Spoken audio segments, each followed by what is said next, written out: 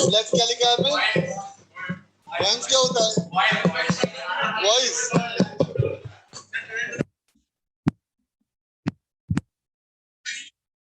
यार तुम लोग सिर्फ लिखते हो, करते नहीं हो।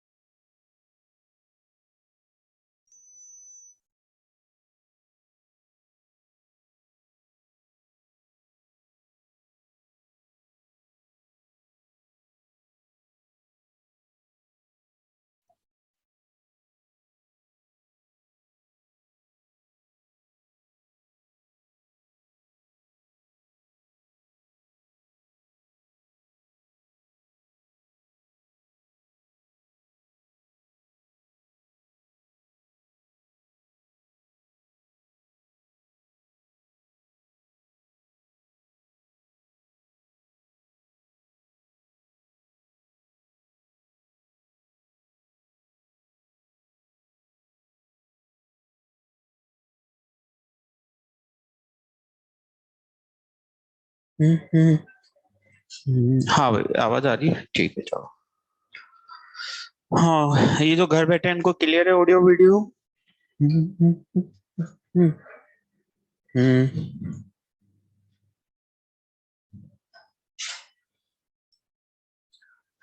अरे इसको आधा खुला ही रहने दो यार। हाँ, फिर जरूरत होगी तो बंद कर ले। चलिए, तो क्लियर है इनको ऑडियो वीडियो जो घर बैठे हैं? शुरू करें।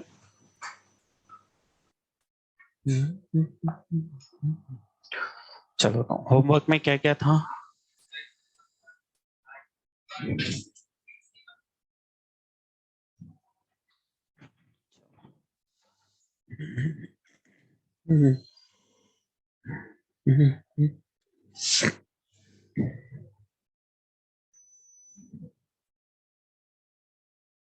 चलो, तो फिर आ जाते हैं हम एक्सरसाइज 1 में।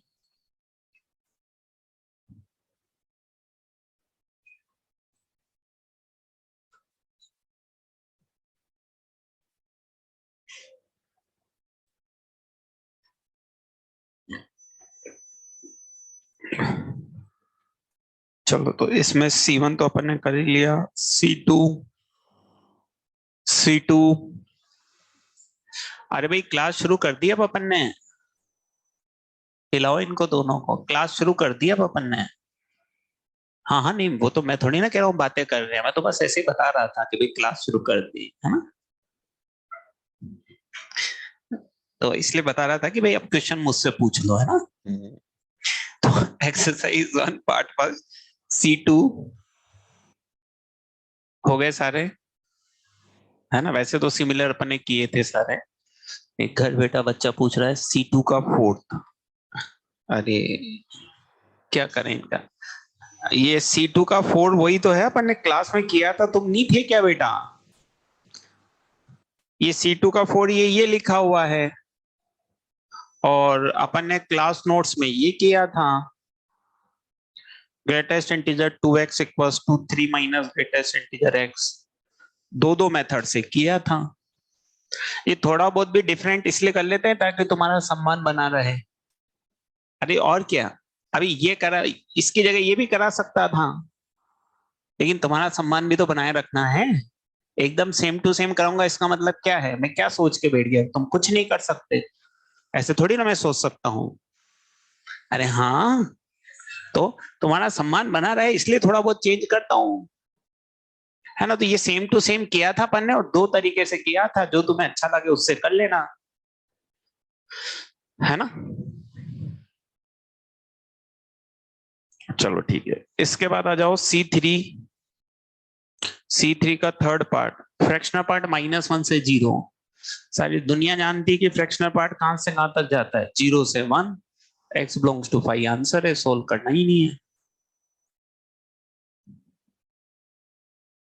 x बिलोंग्स टू 5 आंसर है, सोल्व करना ही नहीं है बस। और कुछ जो घर बैठे हैं उनमें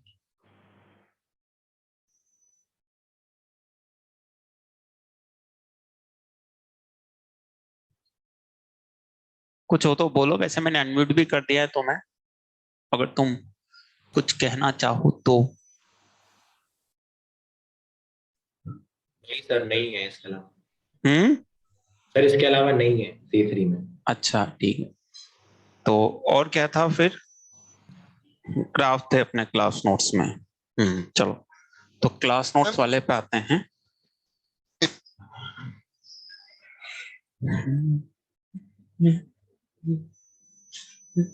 क्लास नोट्स में क्या क्या था। अच्छा, x² x³ वाले थे दो, तो ठीक है चलो। और फिर कुछ सवाल भी होंगे शायद। अच्छा, 3 के मतलब आज तो भारी मैटर था अपने पास। तो उसी के डिस्कशन में टाइम लगने वाला है इसका। तो हुआ क्या उसमें से कुछ। सर पहले तो चलो देखते हैं क्या क्या हुआ, क्या क्या नहीं हुआ।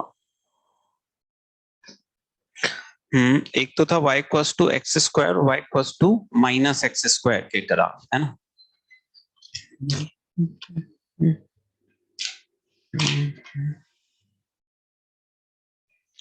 तो ये y=-x² का ग्राफ बना लें हम, है ना। जैसा भी बनाए तो बहुत ज्यादा उससे फर्क नहीं पड़ना होगा।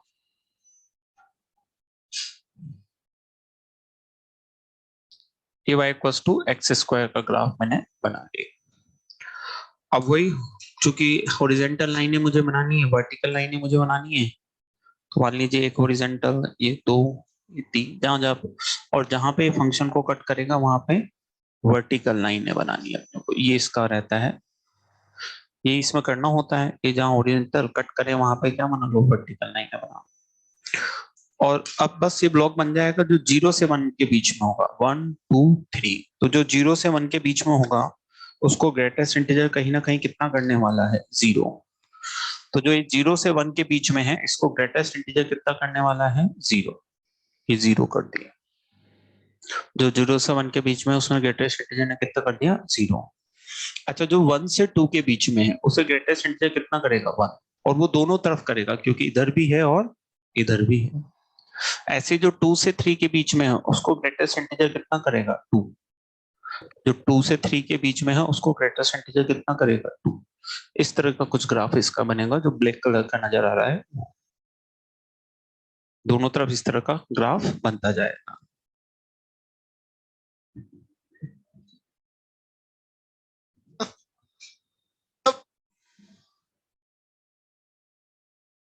ये हमने ग्राफ बनाया है y=ग्रेटेस्ट इंटीजर x²। और अगर फ्रैक्शनल पार्ट x का बनाना है तो फिर ऐसे ही कुछ करना है। ये बनाया, फ्रैक्शनल पार्ट x² का लिए भी x² का ग्राफ बनाया। हॉरिजेंटल लाइनें बनाएंगे, कर्व को जहां पे कट करेगी वहां पे वर्टिकल लाइनें बनाएंगे।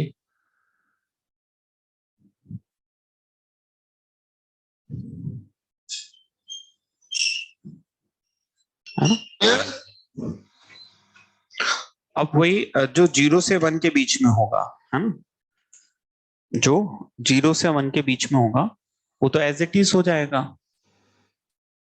जो 0 से 1 के बीच में होगा वो तो एज इट इज हो जाएगा, और ये वाले इधर नीचे शिफ्ट होते जाएंगे, कुछ ऐसे शेप वही रहेगा। और ये कहाँ शिफ्ट होते जाएंगे, यहाँ शिफ्ट होते जाएंगे, है ना। कुछ इस तरह का इसका ग्राफ बन जाएगा। ये किसका ग्राफ बनेगा, y=फ्रैक्शनल पार्ट x² का। ये किसका ग्राफ बनेगा, y=फ्रैक्शनल पार्ट x² का।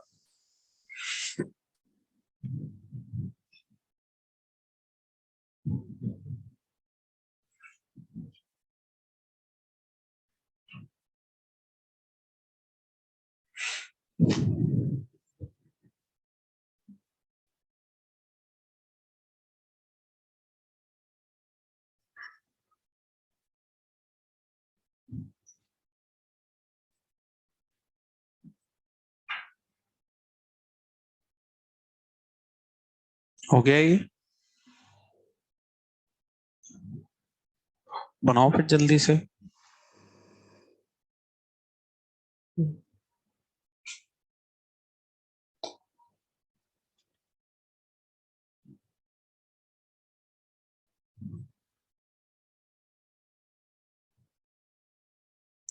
फिर इसके बाद एक था हमारे पास greatest integer sine x plus greatest integer 2 cos x equals to -3।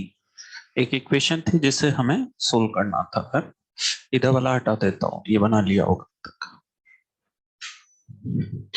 तो फिर एक सवाल था हमारे पास greatest integer sine x plus greatest integer cos x equals to कितना था? -3। इक्वल्स टू कितना था? -3। अब देखो ये -1 से छोटी वैल्यू नहीं ले सकता। ग्रेटेस्ट इंटीजर मिनिमम वैल्यू कितनी ले सकता है? -1, क्योंकि साइन एक्स कहां से कहां तक जाता है? -1 से 1। तो इसका ग्रेटेस्ट इंटीजर मिनिमम वैल्यू कितनी ले सकता है? -1। इसी तरह इसका ग्रेटेस्ट इंटीजर मिनिमम वैल्यू कितनी ले सकता है? -2। तो ये -3 तो केवल तभी हो सकता है जब ये -1 हो जाए और ये -2 हो जाए। भाई ऐसा तो हो नहीं सकता कि ये 0 हो जाए, क्योंकि ये 0 हो जाएगा तो इसको -3 होना पड़ेगा, तो पॉसिबल ही नहीं है। तो ये सॉल्यूशन ही कब पॉसिबल होगा? पॉसिबल ओनली इफ जब ये कितना हो जाए? -1 और ये कितना हो जाए? -2। अब ये -1 हो जाए, इसका मतलब साइन एक्स कहां से कहां तक? -1 से 0। और ये हो जाए इसका मतलब cos x कहां से कहां तक? -2 से -1। तो ये ट्रिग्नोमेट्रिक इनइक्वालिटी बन जाती है। और ट्रिग्नोमेट्रिक इनइक्वालिटी का सॉल्यूशन हमेशा किससे देखा जाता है? ग्राफ से। ये बात अपने दिमाग में अच्छे से बिठा लें कि ट्रिग्नोमेट्रिक इनइक्वालिटी का सॉल्यूशन हमेशा किससे देखते हैं? ग्राफ से। तो अब हमें ग्राफ से देखना पड़ेगा कि ये x कहां से कहां तक जाएगा। ये तो ये लिखा हुआ है कि sin x कहां से कहां तक जा रहा है। अब हमें ये देखना है कि x कहां से कहां तक जाएगा। x कहां से कहां तक जाएगा। तो अब देखें कि x कहां से कहां तक जाएगा। तो वही इसके लिए sin x का ग्राफ बना के देखूंगा। और क्या ऑप्शन है मेरे पास? चलो तो sin x का ग्राफ बना लें। तो sin x का ग्राफ बनाना सिर्फ 0 से 2 पाई में ही है, अपने को ज्यादा तो बनाना नहीं है, उसने रेंज लिखी हुई थी। ये 0 से 2 पाई, दो लाइन बनानी पड़ेगी मुझे। कौन सी? एक तो y बराबर -1, ये y बराबर -1, ये y बराबर 0। इसके बीच का पोर्शन है, यही होता है ना, ऐसे देखना है इनइक्वालिटी। -1 0, इसके बीच में कौन सा पोर्शन आ रहा है? ये। तो x कहां से कहां तक जाएगा? x जाएगा आपका पाई से लेके 2 पाई। लेकिन पाई और 2 पाई पे क्या लगाना पड़ेगा? ओपन, क्योंकि 0 पे क्या है? ओपन। तो x जाएगा पाई से 2 पाई तक। ये यहां का सॉल्यूशन आया। इसी तरह इसका सॉल्यूशन भी किससे देखेंगे? ग्राफ से। तो इसका ग्राफ से सॉल्यूशन देखेंगे तो वही cos x का ग्राफ बनाएंगे। कहां से कहां तक? 0 से 2 पाई तक। और अब हमें इसमें क्या देखना है? -1 से -12। तो ये समझो -1 वाली लाइन जो इसको टच करते हुए जा रही है, ये तो कितना हुआ? -1। और ये कितना हुआ? -12। और इसके का पोर्शन हमें ये देखना है ना? तो ये कहां कहां पे आएगी वैल्यू? हाफ, -हाफ किस पे आती है? कॉस की वैल्यू। एक तो ये आ जाएगा तुम्हारा पाई प्लस पाई/3, ठीक है, पाई माइनस पाई/3। और एक ये वाली वैल्यू बन जाएगी पाई प्लस पाई/3। तो x की जो वैल्यू आ गई वो आ गई तुम्हारी कहां से कहां तक? 2 पाई/3 से लेके 4 पाई/3। ये इसका सॉल्यूशन है। और हमें दोनों का क्या लेना है? इंटरसेक्शन। तो फाइनल आंसर आ जाएगा तुम्हारा पाई से लेके 4 पाई/3। ये इसका फाइनल आंसर है, पाई से लेके कितना? 4 पाई/3।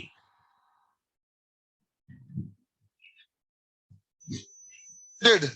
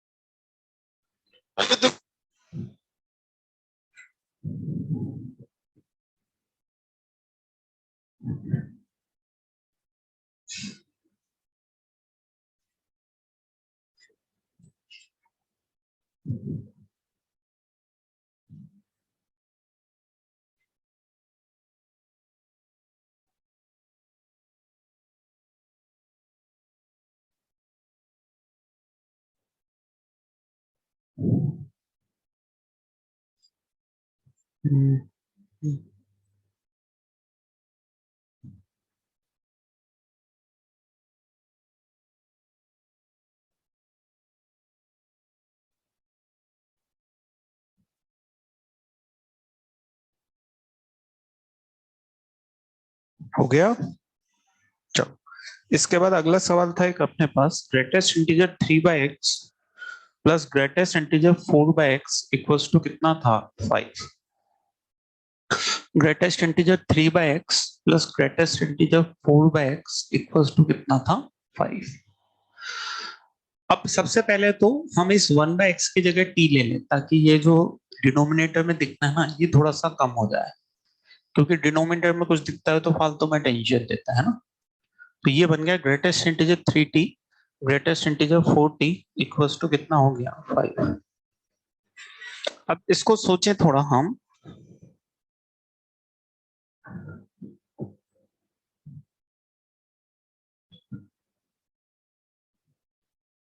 चलो तो ध्यान दो फिर।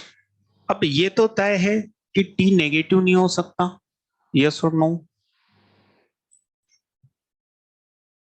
क्योंकि t नेगेटिव होगा तो कहीं ना कहीं दोनों क्वांटिटी नेगेटिव जाएगी और दो नेगेटिव क्वांटिटी का सम पॉजिटिव तो हो नहीं सकता।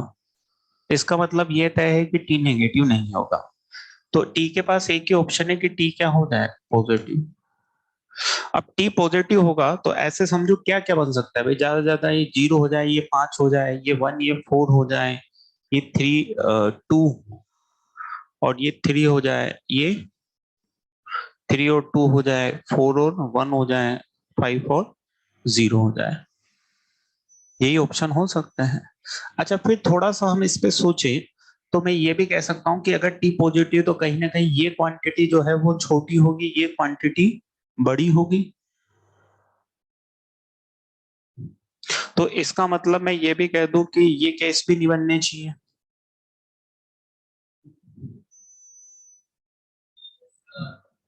अच्छा फिर मैं देखो तो कहीं ना कहीं इसके ये कहीं ना कहीं 3t और ये कहीं ना कहीं क्या है 4t। तो चूंकि 3 और 4 का मल्टीपल है तो इनके बीच का जो डिफरेंस है वो भी इतना बड़ा नहीं हो सकता जितना बड़ा इन्होंने दे रखा है, क्योंकि ये 3t और ये 4t है तो ये डिफरेंस इतना बड़ा नहीं होगा जितना बड़ा इन्होंने दे रखा है। डिफरेंस इतना बड़ा नहीं होगा जितना बड़ा इन्होंने दे रखा है। तो अगर हम ये सारी ऑब्जर्वेशन लगाएं तो हमें ये समझ में आता है कि एक केस इसमें जो पॉसिबल हो सकता है। अभी मैं और बात भी करूंगा, मान लो ये सब तुम नहीं देख पाओ तो ये केस पॉसिबल हो सकता है। तो इसका मतलब ये हुआ कि ग्रेटेस्ट इंटीजर 3t कितना हो गया 2। तो 3t कहां से कहां तक गया 2 से 3। तो t कहां से कहां तक गया 2/3 से 1 और ये 3 हो गया। इसका मतलब ग्रेटेस्ट इंटीजर 4t कितना हो गया 3। 4t कहां से कहां तक हो गया 3 से 4। तो t कहां से कहां तक हो गया 3/4 से 1। मैं 1 और 2 का क्या लूं इंटरसेक्शन। तो t कहां से कहां तक हो गया बेटा 3/4 से 1। t मतलब कितना था 1/x। तो x कहां से कहां तक आ गया 4/3 से लेके 1। ये इसका आंसर हो गया। x कहां से कहां तक आ गया 4/3 से 1। ठीक, ये तब जब हमने सारे दिमाग के ऑब्जर्वेशन लगा दिए। अब अगर किसी के मन में ये विचार आए कि सर आपने तो लगा ली हम तो नहीं लगा सकते, तो जैसे मान लो वो इस केस में ऑब्जर्वेशन नहीं लगा पा रहा तो वो उसको सोल्व करके भी देखेगा कि मैं कह रहा हूं कि ग्रेटेस्ट इंटीजर 3t 0 हो जाए और ग्रेटेस्ट इंटीजर 4t कितना हो जाए 5 हो जाए। तो समझो ये 0 तो t कहां से कहां तक जाएगा 0 से 1। तो t कहां से कहां तक जाएगा, 0 से 1/3। अगर आप कहें कि ये है तो 4t कहां से कहां तक जाएगा, 5 से 6। तो t कहां से कहां तक जाएगा, 4/5 से लेके 3/2। क्या दोनों में कुछ कॉमन आता है, नहीं। ये 1/3 से छोटा है, ये 4/5 से बड़ा है। तो अगर हम ऑब्जर्वेशन से देख के रिजेक्ट कर पाए तो ठीक है, नहीं कर पाए तो भी अल्टरनेट हमारे पास है। भाई दो ही चीज होती है कि अगर दिमाग अच्छा काम करता है तो मेहनत थोड़ी सी कम करनी पड़ती है, और कम काम करेगा तो फिर मेहनत ज्यादा करनी पड़ेगी। तो अगर बाय ऑब्जर्वेशन रिजेक्ट नहीं कर सकते हैं तो सोल्व करके भी रिजेक्ट कर सकते हैं। इसमें भी सोल्व करेंगे तो वही स्थिति बनेगी, इंटरसेक्शन क्या आ जाएगा।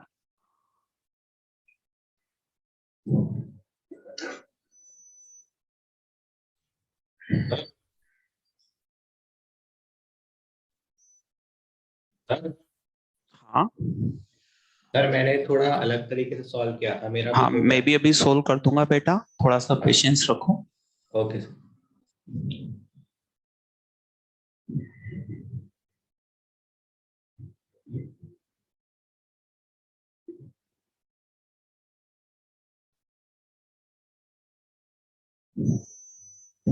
हालांकि मैं फिर ये बात बोल दूं कि सिलेक्शन के लिए सिर्फ क्या आना जरूरी है, बोलो, आसान।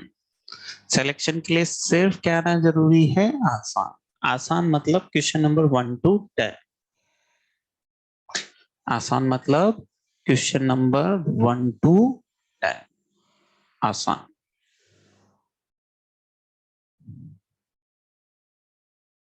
है ना, उसके लिए इतना कुछ आने की जरूरत नहीं है।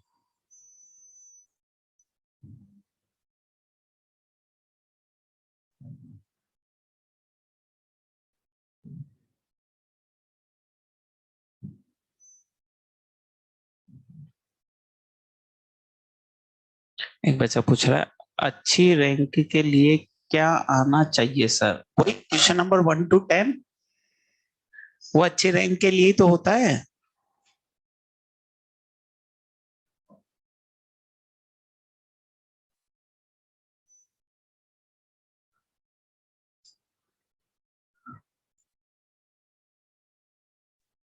अच्छी रैंक से मतलब यह है कि एडवांस में 2000 के अंदर अंदर और मेंस में 500 के अंदर अंदर 500, उसे अच्छी ही बोलते हैं, अच्छी रैंक बोलते हैं उसे। उसे अच्छी ही रैंक बोलते हैं।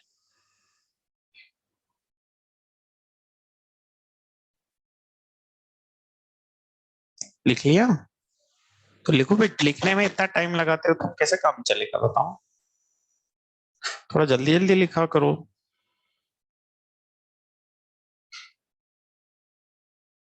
देखो ऑनलाइन वाले कितनी जल्दी जल्दी लिख लेते हैं, डन डन लिख दिया इन्होंने। तो स्क्रीनशॉट ले लेते हैं, तो तुम ही ले लो, तुम्हें किसने मना किया, तुमने मना थोड़ी ना किया है कि तुम नहीं ले सकते हैं, तुम भी ले लो। अगर वो स्क्रीनशॉट ले लेते हैं तो उसमें क्या। तो ऑनलाइन ऑफलाइन में वैसे भी क्या फर्क है, कोई फर्क नहीं है, सेम ही तो पढ़ा रहा हूं मैं दोनों को। नहीं वो तो है ही ऑब्वियसली, भाई सामने बैठ के पढ़ना और दूर बैठ के पढ़ने में अंतर तो होता ही है, इसमें तो कोई शक है ही नहीं। भाई क्या होता है, एक तो शक्ल देख के पढ़ते हैं और एक सिर्फ आवाज सुन के पढ़ते हैं। अभी जैसे मैं बोल रहा हूँ तो बेचारे जो घर बैठे हैं उनको तो बस आवाज सुनाई दे रही है, कहाँ से बोल रहा हूँ क्या सुनाई देगा।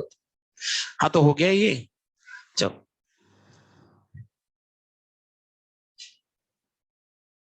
अब एक टैलेंटेड बच्चा पूछ रहा है 05 और 14 वाला ऑप्शन क्रॉस क्यों किया। वो क्रॉस इसलिए किया क्योंकि ये सोल्व करके हमें पता लग गया कि इसमें कोई आंसर नहीं आएगा, इसलिए रिजेक्ट किया। चलो खैर, ये हमारे पास एक तरीका था। हालांकि हम इसको एक और तरीके से सोच सकते हैं। देखो सोचने का कोई वो नहीं होता है कि हम जितना चाहें उतना सोचें। एक तरीके से और समझाता है इसको। मान लो हम ऐसे नहीं करना चाहते इसको, तो मैं इसको कैसे कर रहा हूं वो समझो। मैं इसको ऐसे लिख सकता हूँ 3t minus fractional part 3t, और इसको लिख सकता हूँ 4t minus fractional part 4t। लिख सकता हूं। तो ये हो गया मेरे पास 7t minus 5 equals to fractional part 3t plus fractional part 4t। अब ये जो क्वांटिटी है ये मैं जानता हूं ये 0 से 2 जाएगी। बोलो हाँ जाएगी। ये जो क्वांटिटी है, दो फ्रैक्शनल पार्ट है ना, तो उसका सम कहां से कहां तक जाएगा? 0 से 2 जाएगा। तो इसका मतलब ये जो क्वांटिटी है ये भी 0 से 2 जाएगी। तो यहां से अगर हम बात करें तो t कहां से कहां तक जाने वाला है? 5/7 से 1। तो 3t कहां से कहां तक जाएगा?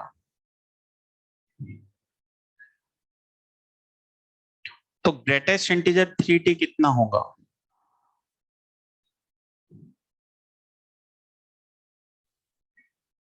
2 होगा। होगा। एक ही तो वैल्यू लेगा। 2 पॉइंट कुछ से लेके 3 के बीच में कोई क्वांटिटी है और 2 पॉइंट कुछ से 3 के बीच की कोई क्वांटिटी है, तो उसका ग्रेटेस्ट इंटीजर कितना होगा? 2। और अगर ये 2 है तो ग्रेटेस्ट इंटीजर 4t कितना होगा? 3। एक ही केस बना ना, एक ही तो केस बना, बाकी सारे केस तो खत्म हो गए। बस दोनों को सोल्व करते हैं आंसर। बात समझ में आई? भाई हमने कहीं ना कहीं फ्रैक्शनल पार्ट के बाउंडेशन का यूज किया और उसका यूज करने से हमें सिर्फ कितनी वैल्यू मिली? एक। बस बाकी केस अपने आप रिजेक्ट हो गए। ना हमें ये सोचना क्या हो सकता है क्या नहीं हो सकता है, वो सब अपने आप रिजेक्ट हो गए और एक ही केस बना। ग्रेटेस्ट इंटीजर 3t कितना आया? 2। और ग्रेटेस्ट इंटीजर 4 3 कितना आया? 3। अब एक बच्चा कह रहा है सर मैं एक बार अपना मेथड बता सकता हूँ, बड़ा मन कर रहा है। हाँ तो बताओ, बड़ा मन कर रहा है तो सुन लेते हैं फिर। हाँ भाई जैसे बताओ।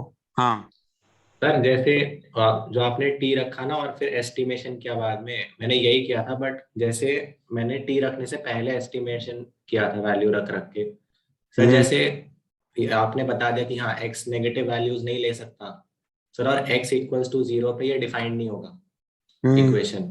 सर हम्म। तो जैसे मैंने 1 डाला तो हम्म। LHS में आएगा 7, तो हमें 7 से छोटा वैल्यू चाहिए 5, तो जाहिर सी बात है एक्स 1 से बड़ा होगा।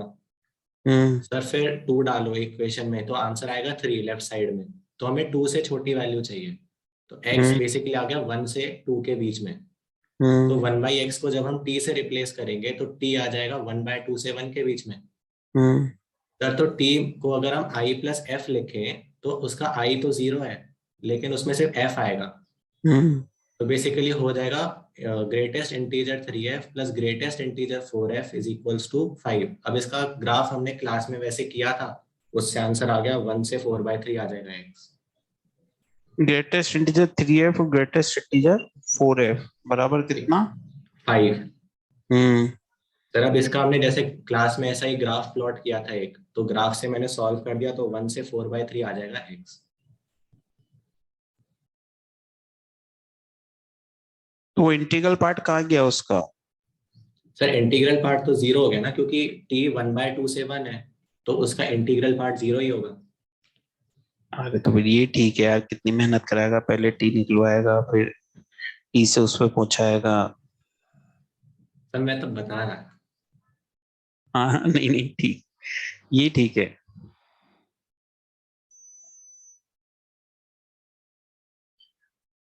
चलो ये हो गया। चलो इसके बाद अगले सवाल पे आते हैं। वो हुआ। हुआ। इसके बाद एक और सवाल था, उसका आंसर आया क्या किसी का? सर ट्राई किया बट हुआ नहीं। यहाँ बैठे उनमें से किसी का आया? चलो ठीक है, तो उस पे आते हैं। हाँ?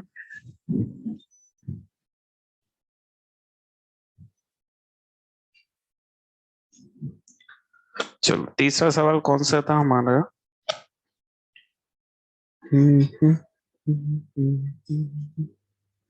सवाल था हमारा greatest integer 2x plus 1/3 plus greatest integer 4x plus 5/6 equals to कितना था 3x माइनस 1/2। अब देखो पहले तो मैं क्या करता हूँ कि अब मुझे सारा कुछ दे रखा है दोनों ग्रेटेस्ट इंटीजर, तो ये सबसे छोटी टर्म ग्रेटेस्ट इंटीजर में 2 टर्म है, तो मैं क्या करता हूँ कि इस एक टर्म को कितना ले लेता हूँ t, ताकि थोड़ी ऐसी फॉर्म में मुझे नजर आए जिससे मैं सिंप्लीफाई कर सकूं। तो मान लो मैंने इसको t ले लिया, तो ये तो ग्रेटेस्ट इंटीजर t हो गया। ये कितना बन जाएगा, x की जगह कितना डाल दूंगा 3t माइनस 1/2 प्लस 5/6, और इधर भी इसकी वैल्यू डाल दूं 3t माइनस 1/2 माइनस 1/2। तो ये तो बन गया मेरा ग्रेटेस्ट इंटीजर t। ये कितना बन रहा है 12t, तो t minus 2 plus 3 plus 1/2 equals to इधर कितना हो जाएगा 90 माइनस कितना हो जाएगा 5 अपॉन कितना हो जाएगा 4 आ जाएगा। ये मैंने सब्स्टिट्यूट किया तो पूरे को किस में कन्वर्ट कर ली t में। अब ये जो दोनों हैं इसको ग्रेटेस्ट इंटीजर 2t लिख सकता हूं।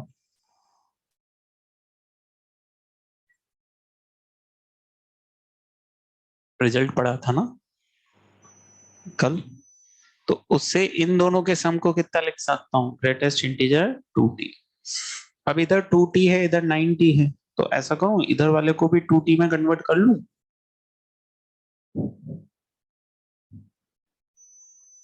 इसको 9/2 लिख दूं और क्या।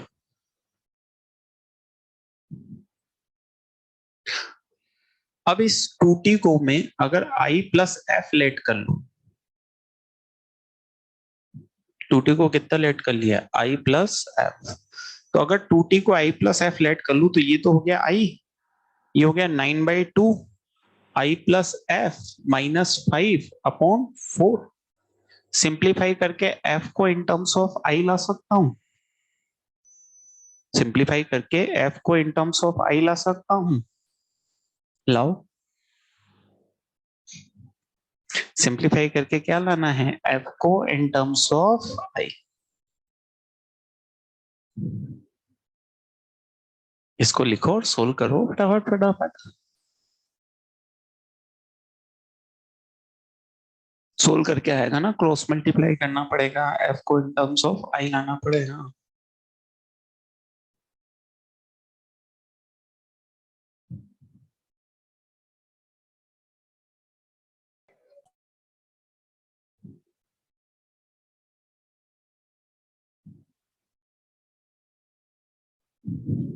टेन माइनस आई अपॉन 9, तो f आ गया मेरे पास 10 माइनस आई अपॉन 9। अब ये f इन टर्म्स ऑफ आ गया, तो हम क्या करते हैं i की वैल्यू पुट करते हैं, f की वैल्यू निकालते हैं। तो क्या तुम्हें नजर आता है कि i की वैल्यू क्या क्या रख सकते हैं, क्या i की वैल्यू 1 रख सकता हूँ, 1 रखूंगा तो 1 आ जाएगा ना, f1 होता है क्या, i की वैल्यू 2 रख सकता हूँ, 2 रखूंगा तो 8/9 आ जाएगा 1 से छोटा। तो i की वैल्यू 2 रख सकता हूँ, 3 रख सकता हूँ, 4 रख सकता हूँ, कहां तक रख सकता हूँ 10 तक रख सकता हूँ। 10 रखूंगा तो 0 आएगा, 11 रखूंगा तो नेगेटिव आएगा, नेगेटिव लेना नहीं। तो i की कितनी वैल्यू आ गई बस, तो 9 सॉल्यूशन आंसर आ जाएगा। इस इक्वेशन के टोटल कितने सॉल्यूशन होंगे 9, जितना i आया उतना ही f आएगा, उतना ही t आएगा, उतना ही x आएगा, तो टोटल कितने सॉल्यूशन आ जाएंगे 9।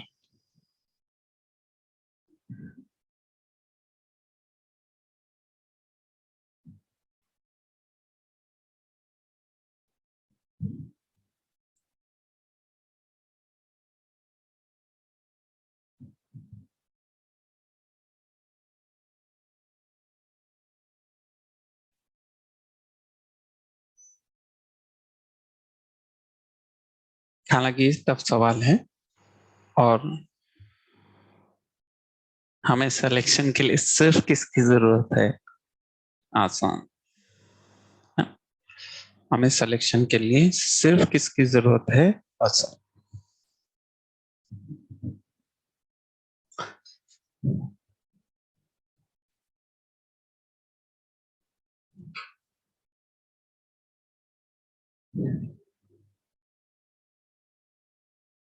इसके बाद तो कुछ था ही नहीं, यही तो बनाना था।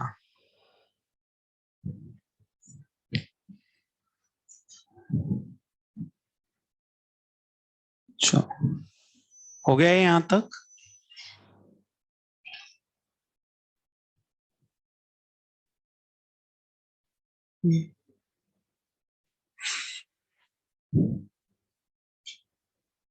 ये बात समझ में आई जो घर बैठे हैं उनको, कि नहीं आई? यस सर, यस सर का मतलब क्या, आई कि नहीं आई? आ गई आ सर गई। आ गई। अच्छा ठीक है। टफ है ना? और ऐसा कोई इस तरह के टफ सवाल बनना स्वाभाविक नहीं है ना? हमारी प्रैक्टिस तो मेन 1 to 10 तक के जो सवाल किए थे, अगर उस तरह के सवाल भी हम कर पाते हैं तो वो ठीक है, उससे ज्यादा की कोई बहुत ज्यादा जरूरत नहीं पड़ती है। चलो एक और सवाल मैं लिख देता हूं जिसे तुम सोच सकते हो घर पे। Find number of solution of equation e की power fractional part x plus x square minus 1 equals to 0। Find number of solution of equation e की power fractional part x plus x square minus 1 equals to 0। Graph से करेंगे और दो graph बना लेंगे। कौन कौन से? एक तो e की पावर फ्रैक्शनल पार्ट x और एक 1 माइनस x। जितनी जगह पे कट करेंगे उतने क्या होंगे? नंबर ऑफ सॉल्यूशन, है ना?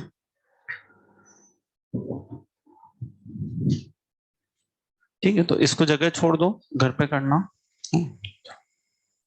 आगे बढ़ते हैं अपन। ये हम पढ़ रहे थे ग्रेटेस्ट इंटीजर और फ्रैक्शनल पार्ट फंक्शन। इसके बाद एक और नया फंक्शन हमें पढ़ना है और वो नया फंक्शन है signum function. Signum function.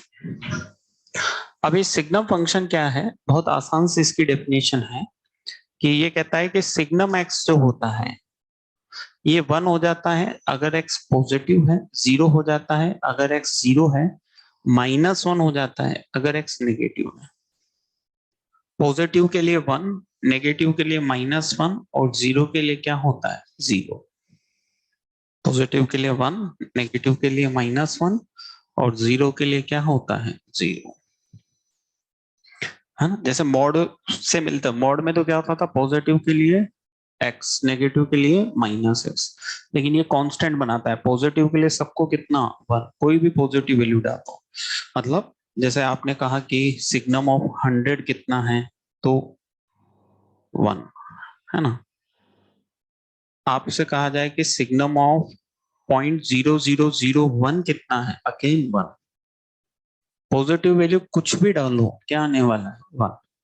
Negative value कुछ भी डालो, रेशनल डालो, इरेशनल डालो। जैसे सिग्नम ऑफ -e मुझे चाहिए, तो कितना आने वाला है? -1। 0 के लिए कितना आएगा? 0। पॉजिटिव के लिए हमेशा 1, नेगेटिव के लिए हमेशा -1, 0 के लिए 0। ग्राफ भी देख सकते हैं, आसान सा ग्राफ बनेगा इसका। ग्राफ इसका बनाना चाहें तो भाई पॉजिटिव वैल्यू के लिए हमेशा क्या रहेगा? नेगेटिव वैल्यू के लिए हमेशा कितना रहेगा? -1 और एग्जैक्ट 0 के लिए क्या रहने वाला है? 0। ये इसका ग्राफ भी बना सकते हैं। y equals to signum x। Positive के लिए क्या रहने वाला है? 1। नेगेटिव के लिए हमेशा क्या रहने वाला है? -1 और 0 के लिए क्या रहने वाला है? 0।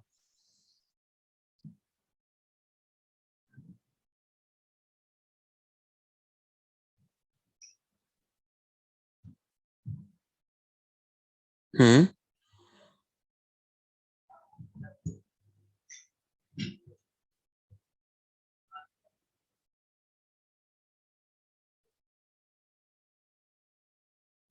इसका मतलब ये होता है कि 0 पे इसकी डेफिनेशन कितनी है? 0। 0 पे इसकी डेफिनेशन 1 नहीं है, जीरो पे इसकी डेफिनेशन -1 नहीं है, एग्जैक्ट जीरो पे कितना है 0, लेकिन जैसे ही जीरो से बड़ा लूंगा ये डेफिनेशन क्या लेने लग जाएगा 1, जैसे ही जीरो से छोटा लूंगा ये डेफिनेशन क्या लेने लग जाएगा माइनस। ये गोला बना के हम ये बताते हैं कि पर्टिकुलर जीरो पे क्या स्थिति है, जीरो के जस्ट उधर 1, जीरो के जस्ट इधर कितना -1। उसमें नहीं बनाते थे वेवी कर्व या जो इनइक्वालिटी पड़ी थी उसमें, जब पॉइंट को इंक्लूड नहीं करना होता था तो पर्टिकुलर क्या बनाते थे, खाली गोला, और जब उस पॉइंट को इंक्लूड करना होता था तो क्या बनाते थे, एक भरा हुआ गोला बनाते थे। चलो कुछ सवाल लिखते हैं इसके लिए। Find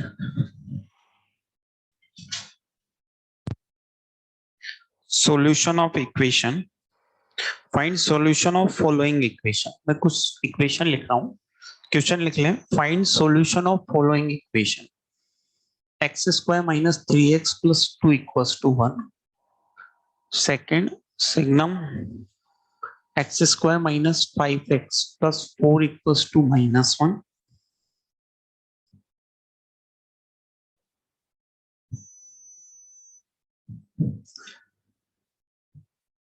third, signum x² - x = -2।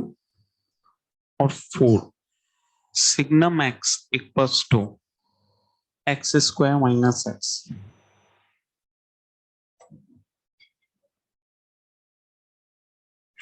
हमें इन इक्वेशनों को सोल्व करना है और किसकी वैल्यू निकालनी है, x। तो सोल्व करने का मतलब, अब ध्यान से समझिए, ये लिखा हुआ है signum of this quantity is 1 and signum of this quantity is 1, then quantity is greater than 0। Quantity 0 से बड़ी होगी तभी तो उसका सिग्नम की वैल्यू कितनी आ रही है 1। बस इसको सोल्व कर लेंगे। इसके दो फैक्टर होंगे x - 1 x - 2, तो x तो ये कहां से कहां तक, -∞ से 1 यूनियन 2 to infinite। फर्स्ट वाला लिखें, सेकंड वाला सोल्व करें। मैं कॉपी में देखूंगा इसका सॉल्यूशन, भूलना नहीं है, है ना।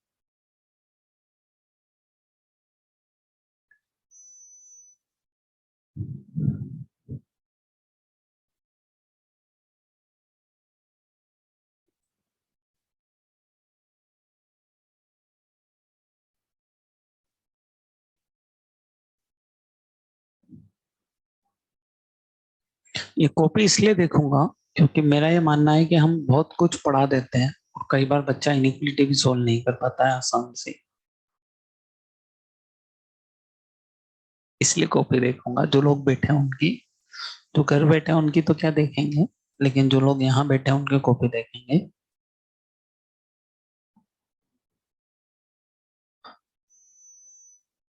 नहीं, मैं तो फोर्थ में तुम्हारी मनो जो करूंगा, तो अभी सिर्फ 2 का सॉल्यूशन देखूंगा। मैं तो सिर्फ 2 का सॉल्यूशन देखने में इंटरेस्टेड हूँ अभी।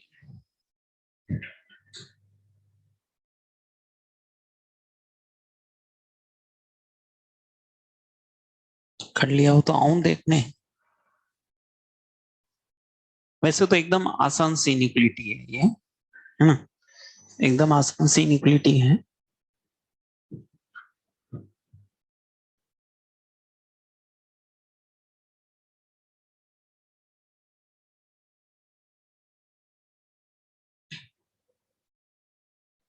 और क्या गलती तो है, काट लें, इसलिए तो कहता हूं मैं।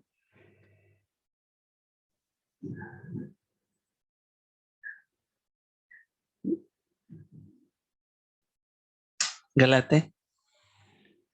मैं एक्चुअली हम क्या है कि अब हमने दुनिया भर की इनइक्वालिटी सिखा दी, सोचो दुनिया भर की सिखाई होगी जिसमें ऐसे बहुत सारे फैक्टर होंगे, 3-4 फैक्टर ऊपर, 3-4 फैक्टर नीचे, फिर फैक्टर की पावर किसी की 10 किसी की 50। फिर याद हो तो हमने वो वाले फैक्टर भी रखे थे, एक सवाल आता है शीट में 3 की पावर x माइनस 4 की पावर x वाला। और दुनिया जहान की इनइक्वालिटी हमने सिखा दी। और उन सबको सिखाने के बाद गलत है बेटा ये भी, बच्चा जो है वो एक छोटी सी इनइक्वालिटी जिसमें 2 फैक्टर हैं उसका सॉल्यूशन नहीं लिख रहा,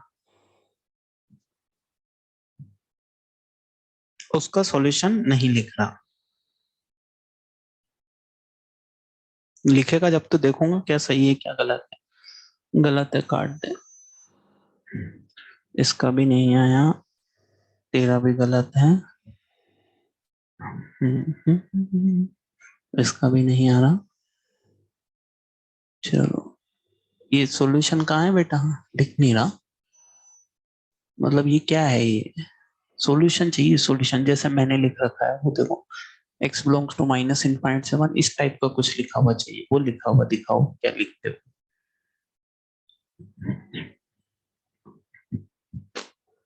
अब क्या करना है, पहली बार तो गलत था है ना।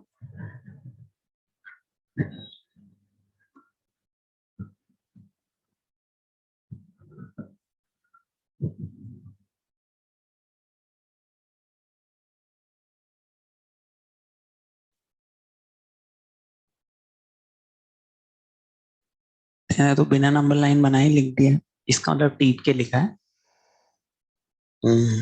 झूठे, नहीं आता ना तुझे ये, सच विद्या कसम खा विद्या कसम खा के बोल कि टीपा नहीं तेने, नहीं टीपा, ठीक है फिर। ये इधर गलत लिख रखा है, काट इसको, लास्ट वाली लाइन को, तेरा भी गलत है।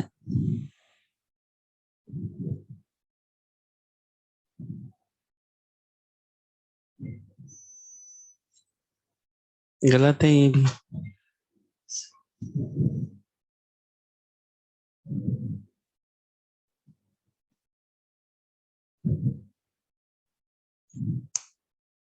थोड़ा जल्दी आना चाहिए था इधर, मुझे ऐसा लग रहा है मैं आने में लेट हो जाता हूँ तो क्या, आधो के तो आंसर वैसे ही मैच कर करके आ जाते हैं, है ना। और क्या, अगली बार इधर वाली रो में पहले आऊंगा, जग बता लगा।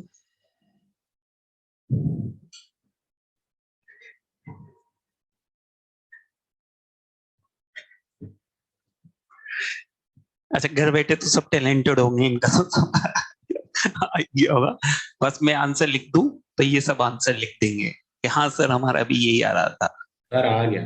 हाँ हाँ तो ऑनलाइन वाले तो सब टैलेंटेड होते हैं, हम ये मान के चलते हैं। Yes, वो sir. तो हाँ, अब कॉपी नहीं देख सकते तो क्या करेंगे, टैलेंटेड मान के चलना ही पड़ेगा। तो अब जैसा मैंने देखा कि मेरे ख्याल से जितने बैठे हैं उसके 40% का आंसर गलत है ना। और ये क्या है, ये तो छोटी सी निगेटिविटी लिखी मैंने, कौन सा बड़ा सा कुछ तो लिखा ही नहीं मैंने। रिफ्लेक्टेड रे, क्योंकि अगर मान लो कि वो ऐसी बड़ी सी निगेटिविटी लिख देते हैं जिसमें नीचे 5-6 फैक्टर होते हैं, ऊपर 5-6 फैक्टर होते हैं, और उसमें भी लेस देन की जगह लेस देन इक्वल लगा देते, तो मेरे ख्याल से 100% रिजल्ट हो जाता फिर तो, है ना। 100 ही तो 90% तो आ ही जाता। तो इसीलिए मैं बार बार कहता हूं कि सिलेक्शन के लिए सिर्फ क्या आना जरूरी है, आसान।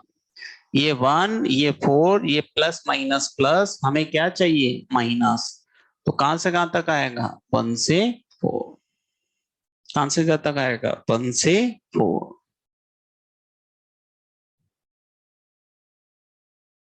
कहां से कहां तक आएगा 1 से 4, है ना। तो जिन लोगों का गलत है मतलब सीखे, है ना, बहुत ज्यादा हमें नहीं सीखना होता है, सिर्फ थोड़ा सा हमें सीखना होता है ना। और वो थोड़ा सा भी हम सीख जाते हैं तो सिलेक्शन हो जाता है, बहुत ज्यादा की तो जरूरत ही नहीं पड़ती है।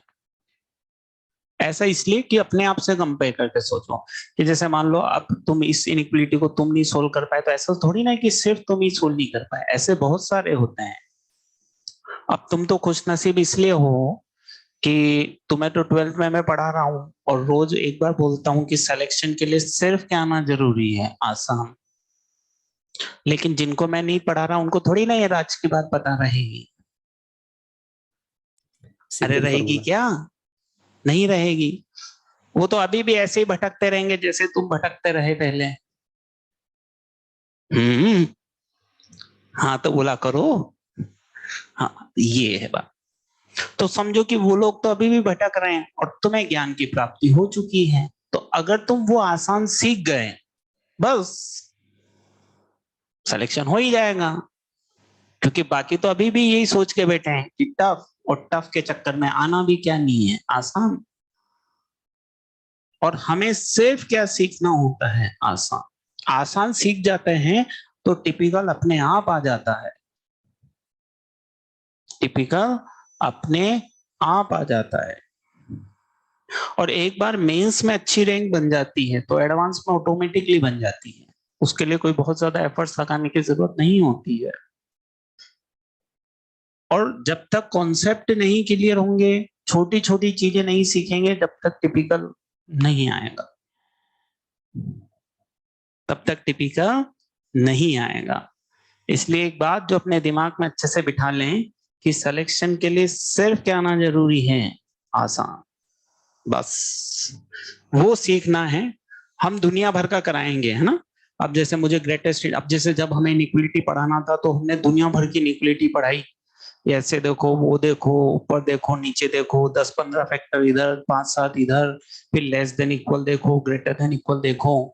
फिर उससे भी मन नहीं भरा, मोड पढ़ाया, फिर मोड की इनइक्वालिटी देखो, है ना। और मोड में भी जाने क्या क्या, mod A plus mod B greater than equal mod A B देखो। अरे ऐसा सब कुछ पढ़ाया। अब इतना सब कुछ पढ़ाने के बाद भी अगर बच्चे ने ये याद नहीं रखा कि अंडर रूट एक्स स्क्वायर कितना होता है, मोड एक्स, फिर क्या फायदा हमारे पढ़ाने का। या हमने दुनिया भर इनइक्वालिटी पढ़ा दी और फिर बच्चा तो ये भी सोल्व नहीं कर रहा कि एक्स कहां से कहां तक होता है, 1 से 4। इसलिए जब मैं ग्रेटेस्ट इंडियन फ्रैक्शनल पार्ट तुम्हें पढ़ा रहा हूं तो मैं बार बार चिल्ला चिल्ला के कह रहा हूं कि सिलेक्शन के लिए तो सिर्फ क्या आना चाहिए, 1 to 10। सिलेक्शन के लिए तो सिर्फ कितना ग्रेटेस्ट इंटीजर आना जरूरी है, 1 to 10। अगर उतना भी हमने सीख लिया, उसकी भी 2-4 बार प्रैक्टिस कर ली, बहुत है। हालांकि मैंने तुम्हें पढ़ाने में दुनिया भर का पढ़ा दिया है ना, बहुत सारे सवाल करा दिए, टफ से टफ सवाल भी करा दिए, लेकिन इतना सब तुम्हें नहीं करना है ना। मेरी बात को समझ रहे हो। मैं और थोड़ा सा आसान उदाहरण देके तुम्हें समझाने की कोशिश करता हूं। जैसे कि मान लो कि अपन कहीं खाना खाने जाते हैं, है ना। तो खाना खाने जाते हैं तो वहां पे बहुत सारी वो लगे होते हैं, काउंटर लगे हुए होते हैं और दुनिया भर की चीजें वहां पे रखी होती है ना। लेकिन अब हम वहां पे खाना खाने जाते हैं तो ऐसे थोड़ी ना सब खा के आते हैं। अगर हम सब खाने की कोशिश करेंगे तो फिर पेट में कुछ नहीं रहना है और शायद 2-3 दिन खा भी नहीं पाएंगे। तो फिर हम क्या करते हैं, हम ये सोचते हैं कि अब चीजें तो बहुत सारी हैं और निमंत्रण है तो सब फ्री में मिल रहा है। लेकिन फिर भी हम क्या करते हैं, हम ये सोचते हैं कि यार अब मजा भी पूरा लेना है, तो हम क्या करते हैं कि रोटी सब्जी बाद में लेते हैं, क्योंकि रोटी सब्जी तो घर पे भी मिल जाएगी। तो हम ये सोचते हैं कि पहले स्टॉल्स वगैरह में देख लेते हैं क्या क्या है, टिकिया विकिया खा लेते हैं और ये सब चीजें खा लेते हैं, फिर जगह होगी तो देखेंगे। सही कह रहा हूं, जगह होगी तो देखेंगे। अच्छा, अब उसमें ऐसा भी होता है कि कई बार तुम अनुभव करो कि तुमने किसी व्यक्ति को देखा हो, वो एक प्लेट होती है उसमें बहुत सारा रखा हुआ होता है। अब तुम्हें उसको देख के लगेगा मरेगा ये तो इतना कितना खाएगा, है ना। लेकिन अगर तुम उसको ऑब्जर्व करो दूर खड़े होके तो तुम देखोगे वो खा भी लेगा सारा। वो ऐसा इसलिए खा लेगा क्योंकि उसकी कैपेसिटी है, लेकिन तुम इतना खाने की कोशिश करोगे, कैपेसिटी नहीं है। लेकिन ठीक है, खा नहीं पाए तो कोई बात नहीं, लेकिन तुम मजा उससे ज्यादा ले सकते हो। बाकी चीजें खा के आनंद तो तुम भी ले सकते हो। उसके लिए जरूरी नहीं कि हम बहुत सारा खाएं, उसके लिए जरूरी थोड़ी ना हम बहुत सारा खाएं। ऐसे ही यहाँ पे जैसे अब हम पढ़ा रहे हैं तुम्हें, तो हम दुनिया भर का पढ़ा रहे हैं तुम्हें। अब जैसे अगर हमें ग्रेटेस्ट इंटीजर ही पढ़ाना है तो हम डेफिनेशन से शुरुआत करेंगे और न जाने कहां तक लेके जाएंगे ग्रेटेस्ट इंटीजर। फ्रैक्शनल पार्ट पढ़ाएंगे तो हम शुरुआत छोटे से करेंगे और न जाने कहां तक लेके जाएंगे फ्रैक्शनल पार्ट को। लेकिन इसका मतलब ये थोड़ी ना है कि तुम सारा सीख जाओ तो बहुत अच्छी बात है, लेकिन मिनिमम रिक्वायरमेंट भी अगर तुम सीख जाओ तो वो क्या मानी जाती है? उपलब्धि। मिनिमम रिक्वायरमेंट भी तुम सीख जाओ तो वो क्या मानी जाती है? उपलब्धि। मतलब ऐसा ना हो कि हमने दुनिया भर का पढ़ा दिया और बस इनिक्वलिटी पढ़ाते रहते हैं महीने भर तक, तो हम आने के बाद बच्चे को, और जाने कौन वो ऐसी इनिक्वलिटी भी नहीं देखी। शीट में थे ऐसे सवाल जिसमें एक फैक्टर ऐसा लिखा हुआ होता था, है ना, ऐसे जाने कैसे कैसे फैक्टर लगा रखे थे। फिर बाद में जब हम इरेशनल में आए तो हमने ऐसे ऐसे फैक्टर भी लगा दिए थे ऊपर और नीचे, है ना। तो हमने न जाने क्या क्या पढ़ा दिया। लेकिन अब ये सब नहीं है तो दिक्कत नहीं, पर कम से कम ये तो सीख जाए, कम से कम कितना सीख जाए, ये तो सीख ही जाए। क्योंकि अगर हम ये भी नहीं सीखे तो समस्या ज्यादा आनी है, वो नहीं सीखे तो इतनी समस्या नहीं आने वाली है। हालांकि सीखना तो सब है, लेकिन पहले मिनिमम सीख लें फिर हम मैक्सिमम की बात करें। हालांकि मिनिमम से ये मतलब नहीं है कि मैं एकदम मिनिमम पढ़ाने वाला हूं, है ना, ऐसा नहीं है ना। मैं तो वही पढ़ाऊंगा, है ना, मिनिमम से लेके कहां तक? मैक्सिमम तक। लेकिन मैं बार बार ये बात बच्चे को बोल रहा हूं कि हमारी रिक्वायरमेंट सिर्फ कितनी है? मिनिमम। अब हम आज शीट डिस्कस करेंगे तो हम 1 भी करेंगे, हम 2 भी करेंगे, हम 3 भी करेंगे, हम सब करेंगे। लेकिन बच्चा तो अगर ईमानदारी से 1 भी बना ले और उसको 2-4 बार रिवाइज कर ले तो वो सफिशिएंट है। अब प्रॉब्लम क्या है कि हम 1 भी करेंगे, 2 भी करेंगे, 3 भी करेंगे और रिवाइज कुछ नहीं करेंगे, तो थोड़े दिन बाद ना तो हमें 1 आएगी, ना 2 आएगी, ना 3 आएगी। सही कह रहा हूँ मैं शायद, है ना। तो थोड़े दिन बाद ना तो हमें 1 आएगी, ना 2 आएगी, ना 3 आएगी। और अगर हम कम से कम 2-3 बार 1 लगा ले तो 1 तो आएगी, कम से कम क्या आएगी? 1 तो आएगी। तो हमें कुछ ना आए उससे बहुत लाख गुना बेहतर है कि हमें कम से कम क्या है? 1 तो आए। हमें कम से कम क्या है? 1 तो आए। तो ये चीज मैं हमेशा बताता रहूंगा पूरे साल, है ना, पूरे साल ये तो मैं समझाता रहूंगा, है ना। फिर मानना नहीं मानना तुम्हारी इच्छा है ना। लेकिन देखो, मैं ऐसा नहीं कि 1 पे जोर दे रहा हूँ, इसका मतलब मुझे तो सारी डिस्कस करानी है। मैं 1 का होमवर्क भी दूंगा, 2 का भी दूंगा, 3 का भी दूंगा, एक्स्ट्रा ऑर्डिनरी थॉट वाले सवाल भी दूंगा, अगले दिन आके उनको डिस्कस भी करूंगा। लेकिन तुम अगर उसका थोड़ा सा भी सीख लोगे और रिवाइज कर लोगे तो वो क्या मानी जाती है? उपलब्धि। अब तुम्हें महसूस भी होने लग गया होगा ना, क्योंकि 1 साल के बाद कम से कम बच्चा थोड़ा समझने लग जाता है। हाँ हाँ ना, तो बोल दिया करो ऐसे। तो और ये सच्चाई है कि हर व्यक्ति को अपनी कैपेसिटी पता होती है, हर व्यक्ति को अपनी कैपेसिटी पता। अब आज मैं किसी को कह दूं कि नहीं यार 10 घंटे पढ़ना चाहिए, अब उसके बेचारे की 10 घंटे बैठ के पढ़ने की कैपेसिटी नहीं हो। पर्सन टू पर्सन कैपेसिटी अलग होती है, किसी को 2 घंटे में भी सारा याद हो जाता है, किसी को 4 घंटे में भी नहीं होता। तो हमें अपनी कैपेसिटी पता है तो हम उसके हिसाब से एफर्ट्स लगाएं। लेकिन पहली कोशिश हमारी ये होनी चाहिए कि हमें आसान तो आए ही आए। कोई भी कॉन्सेप्ट हो, ऐसा ना हो कि हमें कोई कॉन्सेप्ट आता ही ना हो। अगर नहीं आता तो नुकसान ज्यादा होने वाला है। आता है भले ही कम आता हो, लेकिन वो नुकसान नहीं देगा, क्योंकि हमें ये पता नहीं होता कौन से चैप्टर का टफ आना है, कौन से चैप्टर का आसान आना है। पर ये तो तय है कि सब चैप्टर का टफ तो आता नहीं है। 4 या 6 चैप्टर के बिगाड़ेगा तो बाकी चैप्टर के इजी क्वेश्चन भी डालता है। तो अगर हम वो एवरेज और इजी क्वेश्चन भी करें आए तो बढ़िया रैंक निकलती है। नुकसान तो कब होता है कि न तो इजी करके आ रहे हैं, न टफ करके आ रहे हैं, बस करके आ रहे हैं। क्या करके आ रहे हैं पता नहीं है। क्वेश्चन देख रहे हैं, पहचान में ही नहीं आ रहा, बस सोल्व कर रहे हैं। क्या कर रहे हैं पता नहीं है। क्वेश्चन के कुछ और रहा है, हम कर कुछ और रहे हैं, फिर क्या कर रहे हैं, उन्होंने कहा अटेम्प्ट तो किया। अरे भाई, जब तू सवाल पहचाना नहीं, तुझे पता नहीं है अटेम्प्ट में क्या करना है, तो क्या करने का फायदा है। सवाल पहचाने पहले, पहचानने के बाद, और पहचान में तभी आएगा जब हम 2-4 बार उस तरह का सवाल कर चुके होंगे, तो हम उनको पहचानने लगेंगे, हाँ यार इस टाइप की इक्वेशन है और ऐसे सोल्व होती है। तो वो सवाल दिखा और हमने सोल्व कर दिया। और वो पहचानेंगे तभी जब हम बार बार क्या करेंगे, रिवाइज करेंगे। बार बार क्या करेंगे, रिवाइज करेंगे। जब तक चीजें रिवाइज नहीं होगी, दिमाग में नहीं रहेगी, दिमाग में रखना है तो रिवाइज करना होगा। अब रिवाइज करना है तो समय चाहिएगा। समय तो वही है। इसका मतलब कहीं ना कहीं हमें चीजों को क्या करना पड़ेगा, प्लस माइनस करना पड़ेगा, कि भाई मैं इसकी जगह इसको कर लूं। लेकिन आसान तो आना चाहिए, नो डाउट। और जिस रोज आसान सीख जाएंगे, टिपिकल अपने आप होता है। भाई मैं तो इतनी बात जानता हूं, मेंस और एडवांस के बीच में महीने 2 महीने का गैप होता है। सिलेबस एकदम सेम होता है, क्वेश्चन के टिपिकलनेस का ही तो अंतर होता है।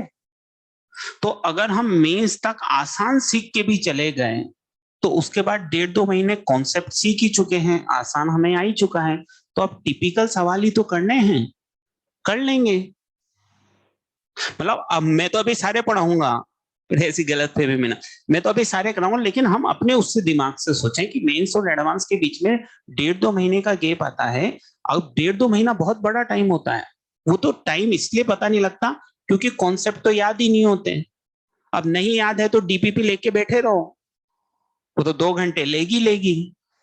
अब हम कितना भी लिख दें उसमें 35 मिनट 40 मिनट, वो 35-40 मिनट तो उनके लिए होते हैं जिनको कॉन्सेप्ट सब याद है और फटाफट लगा के आंसर निकालना है। अब जिसको कॉन्सेप्ट ही याद नहीं होंगे तो उसको तो बेचारे को टाइम लगना ही लगना है। तो इसलिए सबसे ज्यादा जरूरी है कि पहले हम आसान चीजें देख के पहचानने लग जाएं और उन्हें सोल्व करने लग जाएं। वो जब सोल्व होने लगेगी, टिपिकल अपने आप सोल्व होने लगेगी। अब मान लो अगर कोई हम आसान सी इनिक्विलिटी भी सोल्व नहीं कर पाते, तो वो तो कितने वो तो नुकसान देगी देगी। कई सवाल करेंगे, अभी थोड़े दिन, अभी डोमेन आएगी उसमें इनिक्विलिटी सोल्व करनी है, रेंज आएगी उसमें इनिक्विलिटी सोल्व करनी है, सब जगह इनिक्विलिटी सोल्व करनी है। अब ये नहीं आएगी तो वो सारा खराब करती जाएगी, और ये सीखी हुई होगी तो नो डाउट आगे टाइम कम लगेगा और फिर समय भी बचेगा हमारा। ऐसा थोड़ी ना समय नहीं बचेगा। समय बचना अपने आप हो जाता है जब हमें चीजें क्या रहने लग जाती है, याद। और वो याद तभी रहेगी जब हम क्या करेंगे, रिवाइज। तो कोशिश करें कि आसान हमें हर चैप्टर का आता रहे, आसान हमें हर चैप्टर का आता रहे। अगर वो हमने सीख लिया, बहुत आसानी से सिलेक्शन होता है ना, और अच्छी रैंक से हो जाता है। उसके लिए सिर्फ क्या आना जरूरी है, आसान, और कुछ जरूरत नहीं पड़ती है। चलो अब हम आगे बढ़ जाते हैं, इस सवाल पे आ जाते हैं तीसरे। अब ये क्या लिखा हुआ है, -2, तो सिग्नम तो कभी -2 हो ही नहीं सकता है, सोल्व करने की जरूरत ही नहीं है। x बिलोंग्स टू कितना आ जाएगा, 5। सोल्व करने की जरूरत नहीं है, x बिलोंग्स टू कितना आ जाएगा, 5। अब इस सवाल पे आते हैं। अब यहां देखो सिग्नम x, इधर तो कुछ कांस्टेंट दिया ही नहीं है, नहीं दिया, तो इसका मतलब मुझे अब इसको डिफाइन करना पड़ेगा। कांस्टेंट होता तो मैं डायरेक्ट लिख देता, यहाँ तो वेरिएबल है, तो मुझे इसको क्या करना पड़ेगा, डिफाइन। और डिफाइन करना पड़ेगा तो क्या बनाने पड़ेंगे, केस। अब केस की कहानी तो वही है, हम हर बार वही करेंगे, केस के अंदर इंटरसेक्शन और केसों का यूनियन। केस बनाने का तो एक ही कहानी है कि केस के अंदर इंटरसेक्शन और केसों का यूनियन। तो वही अब सिग्नम के लिए 3 केस बनाने पड़ेंगे, एक्स को पॉजिटिव, केस सेकेंड x क्या हो जाए 0, और केस थर्ड x क्या हो, केस के अंदर हमेशा क्या लेते हैं इंटरसेक्शन, केसों का क्या लेते हैं यूनियन। अब ये मैंने 2 बना दी, इसमें इक्वेशन 1 को सोल्व करूंगा तो x पॉजिटिव तो सिग्नम की वैल्यू कितनी हो जाएगी 1, तो एक्स स्क्वायर एक्स माइनस 1 बराबर 0, x equals to minus B plus minus under root B square minus 4ac upon 2a। तो ये 2 वैल्यू आ गई अपने पास, लेकिन हमें 2 और 3 का क्या लेना पड़ेगा इंटरसेक्शन।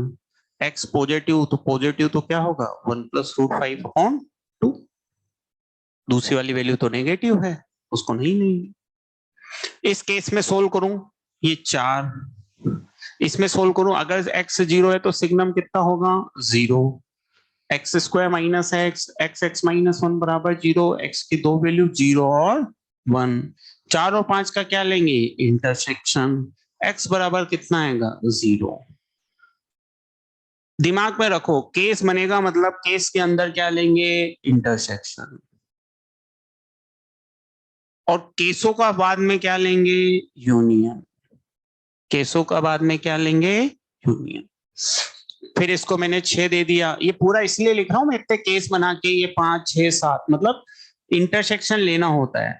केस बनाने में आंसर इसीलिए नहीं आता क्योंकि बच्चा इंटरसेक्शन का ध्यान ही नहीं रखता है, और ध्यान नहीं रखोगे तो आंसर नहीं आएगा। केस के अंदर हमेशा क्या लेना है इंटरसेक्शन।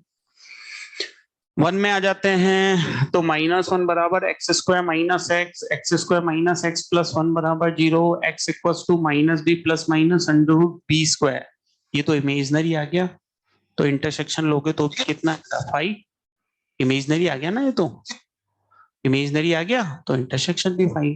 फाइनल आंसर कितना case first union case second union case third, तो 2 वैल्यू अपने पास आ गई, √3 आ रहा है -√3 तो आ रहा होगा, 2 आंसर आ जाएंगे, एक तो 0 और एक 1 प्लस √5 अपॉन 2, ये 2 आंसर आ गए।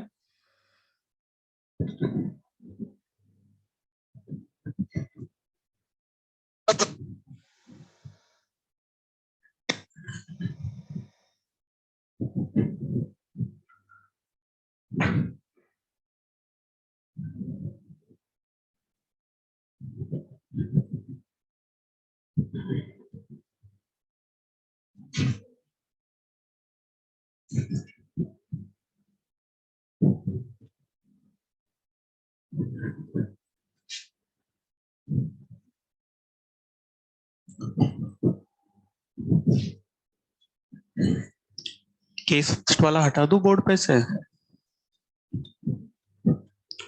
चलो तो जिन्होंने कर लिया हो मैं 2 ग्राफ के सवाल लिखता हूं। फाइंड सॉल्यूशन ऑफ इक्वेशन, एक तो इसका निकालना है signum x equals to 10x, x belongs to -π/2 से π/2, और एक तुम्हें ग्राफ बनाना है signum fractional part x equals to mod 1 - x। ये आसान, ये टफ,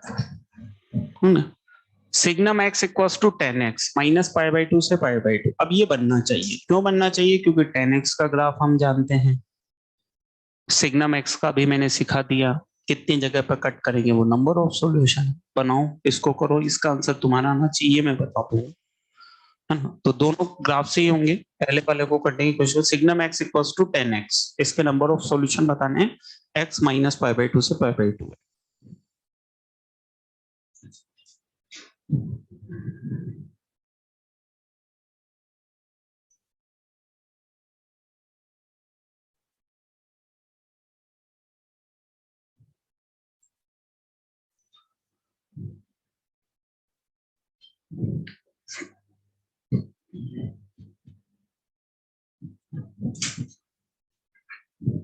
बनाओ। अब देखो तुम बनाओगे तो कुछ लोगों को 10x का ग्राफ बनाने में भी परेशानी महसूस होगी।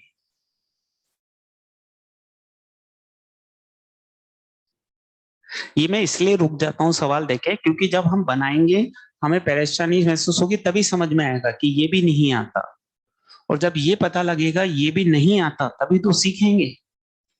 अरे सीखने के लिए पहले ये पता होना भी जरूरी है कि हमें क्या नहीं आता है। तो मेरे अनुभव से तो अभी कुछ लोगों को 10x का ग्राफ बनाने में भी क्या महसूस होगी परेशानी।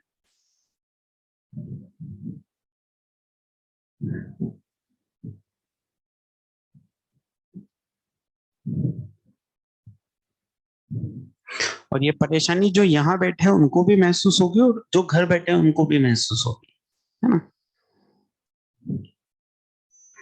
सबको नहीं होगी, अब जिसको आता है उसका आंसर भी आएगा, ऐसा नहीं है कि नहीं आएगा।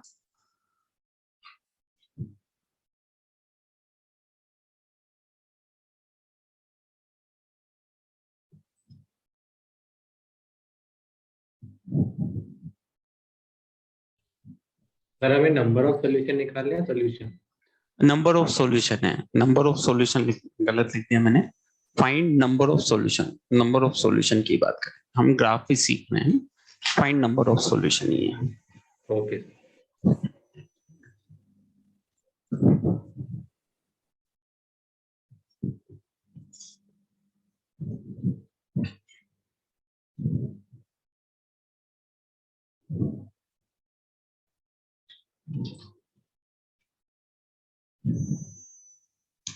पूरा ग्राफ नहीं बनाना 10x का, सिर्फ -π/2 से π/2 वाला बनाना है।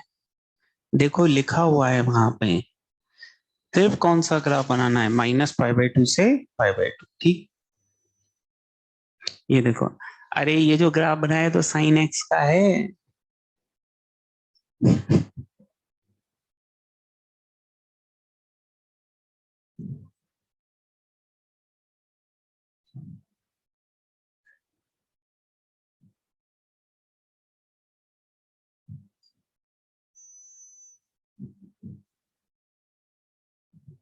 दोनों एक ही साथ बनाने हैं, तभी तो नंबर ऑफ सॉल्यूशन का पता लगेगा।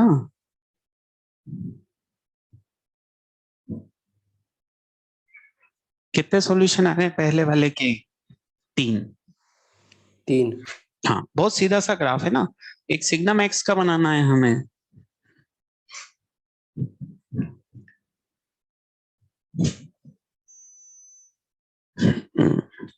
तो दोनों ग्राफ बनाता हूँ। 10x का कैसे बनाते हो? 10x का तो अपने को पता है ना, -π/2 से π/2 बनता है ऐसे, और कहीं तो बनाना ही नहीं है। ये ऐसा ग्राफ 10x का होता है। ये किसका ग्राफ बना लिया? 10x। कहां से कहां तक बनाना है? π/2 से -π/2।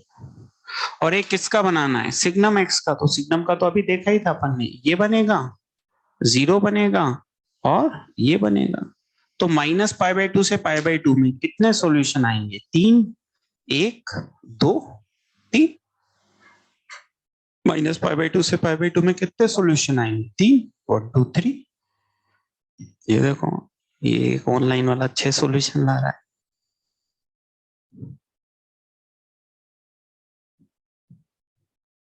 -π/2 से π/2 में 3 सॉल्यूशन ही आएंगे।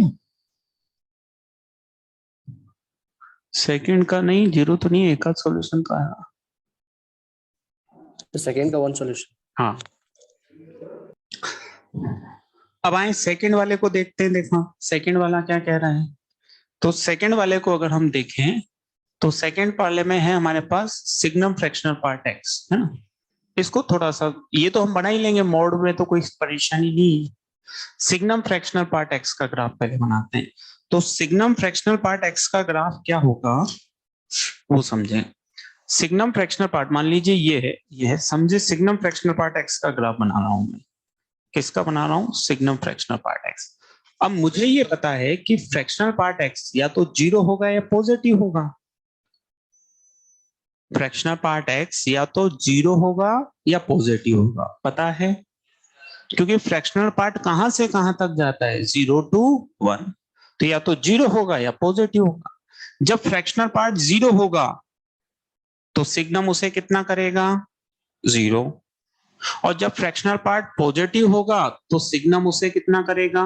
1। तो अगर हम समझें तो फ्रैक्शनल पार्ट 0 कब होता है? जब इंटीजर होता है। और 0 कब नहीं होता है? जब इंटीजर नहीं होता है। अब अगर इंटीजर है तो ये कितना होगा? 0। और जब इंटीजर नहीं है तो ये कोई ना कोई पॉजिटिव क्वांटिटी होगी 0 से 1 के बीच की, क्या होगी मुझे क्या मतलब, पर पॉजिटिव होगी। तो जब इंटीजर होगा तो सिग्नम 0 से कितना आएगा 0, और जब पॉजिटिव होगा तो कितना आएगा 1। इसका मतलब ये एक लाइन बनेगी y बराबर 1, जिसको इंटीजर पॉइंट पे मुझे कितना शिफ्ट करना पड़ेगा नीचे, क्योंकि इंटीजर पॉइंट 0 और 1 2 इन सब पे इसकी वैल्यू कितनी होगी 0, -1 सब पे वैल्यू कितनी होगी 0। ये इसका मतलब है। एक ग्राफ बनेगा इसका। अब दूसरा ग्राफ किसका बनाना है, मोड x -1 का। तो मोड x -1 तो क्रिटिकल पॉइंट 1 होगा, ये ग्राफ बनेगा इस पॉइंट से लेकर। तो वैसे तो 3 सॉल्यूशन आ सकते कि जिन 2 जगह पे यहां सॉल्यूशन आने थे वहां पे कौन सा गोला बना हुआ है खाली, कौन सा गोला बना हुआ है खाली, वो नहीं आ सकता। तो केवल एक ये वाला, केवल एक सॉल्यूशन आएगा ये वाला।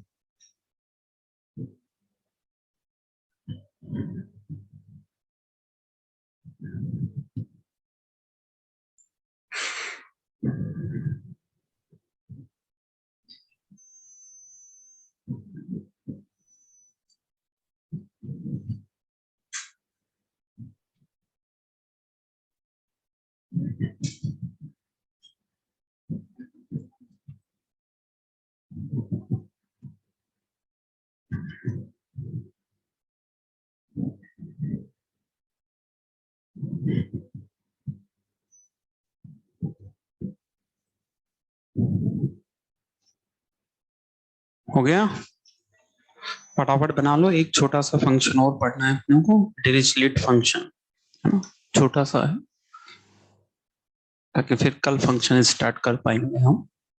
एक और छोटा सा फंक्शन पढ़ना है हमें, डिरिचलेट फंक्शन।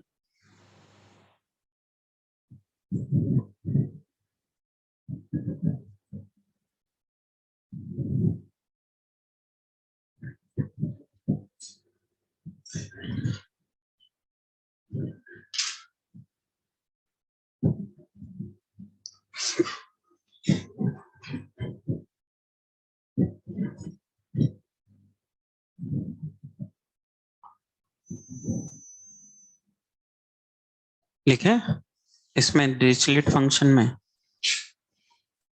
चलो तो इसमें लिखो डिरिचलेट फंक्शन में,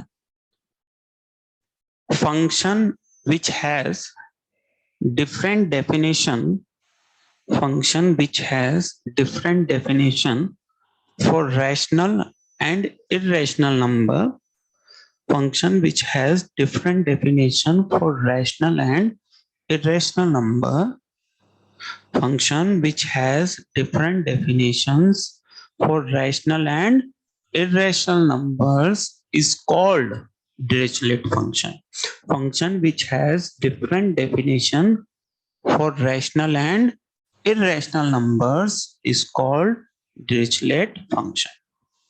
कोई सा भी वो फंक्शन जो रैशनल और इरेशनल नंबर के लिए अलग अलग डेफिनेशन रखता हो वो क्या होता है, डिरिचलेट फंक्शन होता है। जैसे मैं एक स्टैंडर्ड डिरिचलेट फंक्शन लिखता हूं, SDF, स्टैंडर्ड डिरिचलेट फंक्शन।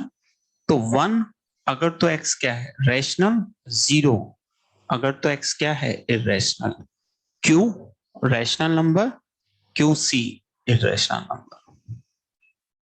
तो वो फंक्शन जो रैशनल और इरेशनल के लिए अलग अलग डेफिनेशन रखता है that is called Dirichlet function. कोई सा भी वो फंक्शन जो रैशनल इरेशनल के लिए अलग अलग डेफिनेशन रखे वो डिरिचलेट फंक्शन हो गया। अब इसकी डेफिनेशन का मतलब क्या कि कोई सी भी रैशनल वैल्यू डाल दो, 100 वैल्यू कितनी 1, 0.001 वैल्यू कितनी 1, माइनस के 3/4 वैल्यू कितनी 1। रैशनल वैल्यू कोई सी भी डालें हमेशा क्या आएगा 1। इरेशनल वैल्यू कोई सी भी निकल, f of e 0, f of -π 0। Irrational number के लिए वैल्यू हमेशा क्या आएगी 0। एफ ऑफ √2 0, ये इसका मतलब है। रैशनल नंबर के लिए वैल्यू क्या लिखनी है 1, इरेशनल नंबर के लिए वैल्यू क्या लिखनी है 0। तो कोई भी फंक्शन जो रैशनल और इरेशनल के लिए अलग अलग डेफिनेशन रखता है उसे हम क्या कहते हैं, Dirichlet function.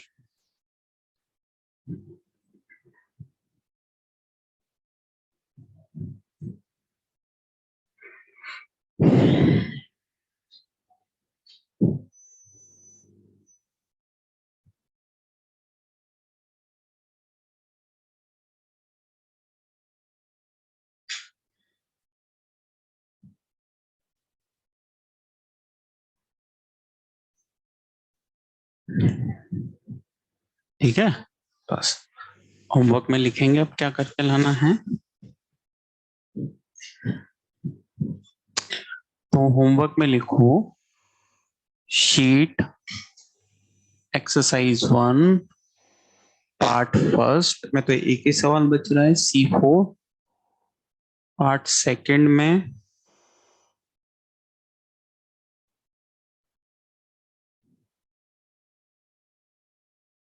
C1 to C5, part third में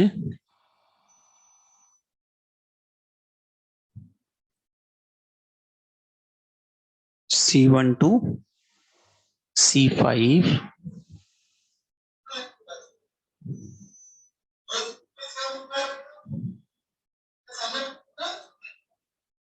और एक्सरसाइज 2 पार्ट फर्स्ट में सी क्वेश्चन नंबर 4 सवाल देंगे 5 to 9,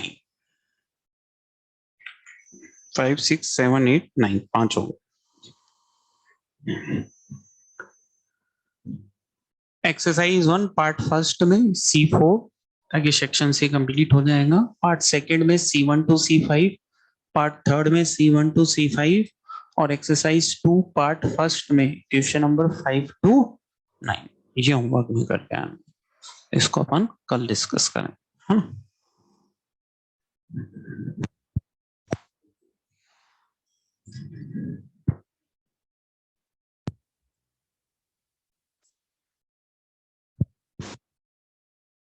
अब इसको तो ले चलते हैं, ठीक। तो कितना हो जाएगा बोलो, 1/(x)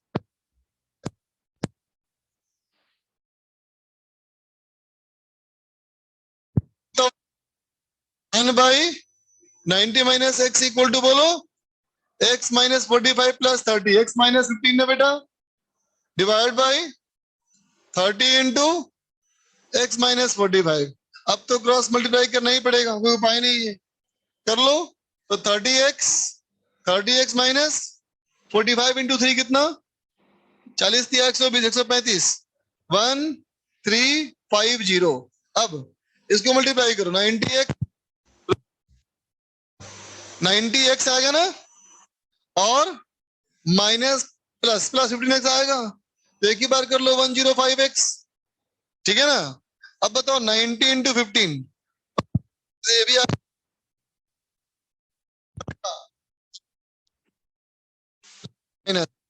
माइनस एक्स स्क्वायर, देखो सही है ना, एक बार चेक कर लो, देख लो बाबू, ठीक है ना, सही है। अरे तो ना सही है, हाँ। अब इधर लेके आओ सबको, तो x square minus x square minus 105 और 30 का डिफरेंस 75, एक्स स्क्वायर माइनस 75 आ रहा है और एक 75 सेंटीमीटर आ रहा है।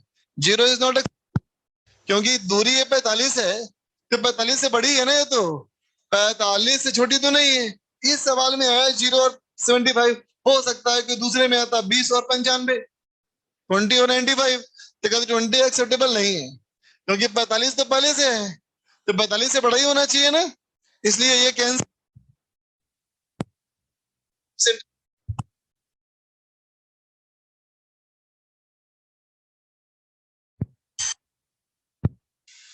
सबको क्लियर है?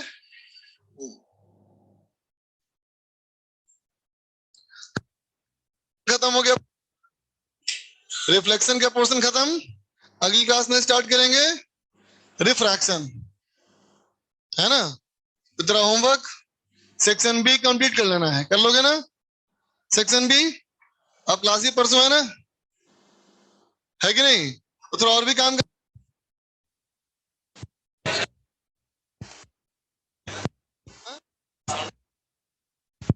और साउंड की भी दे रखी है। हाँ कर रहा है ना? ठीक, तो चलो करके आना, सेक्शन बी करो। ठीक, चल बाय।